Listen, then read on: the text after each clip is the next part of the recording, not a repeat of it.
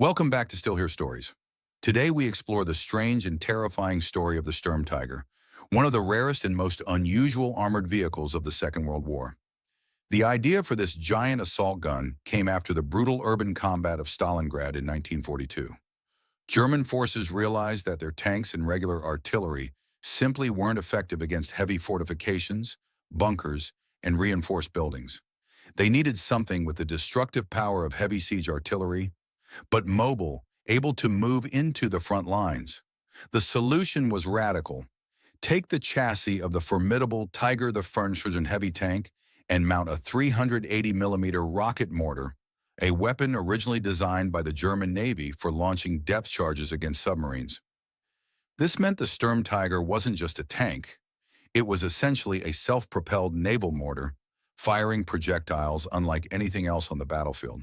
Each shell weighed between 345 and 376 kilograms.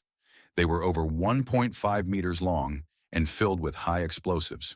When fired, the rocket-assisted projectile could travel up to 6 kilometers, and the impact was catastrophic, easily leveling entire city blocks, destroying bunkers, or tearing through fortified positions.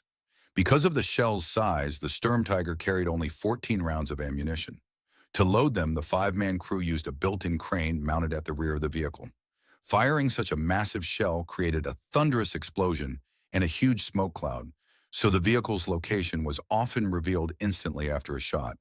The vehicle itself weighed almost 65 tons, had armor up to 150 millimeters thick, and was powered by a Maybach HL-230 engine. Its heavy armor gave the crew strong protection against most Allied anti-tank weapons, but at the cost of speed and maneuverability.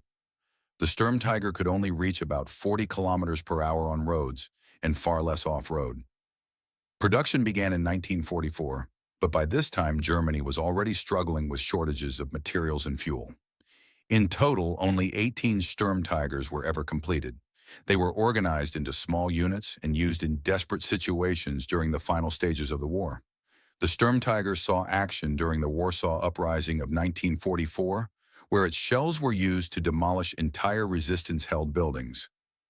Later, a handful were deployed in the Battle of the Bulge in late 1944 and early 1945, attempting to break through Allied lines in the Ardennes.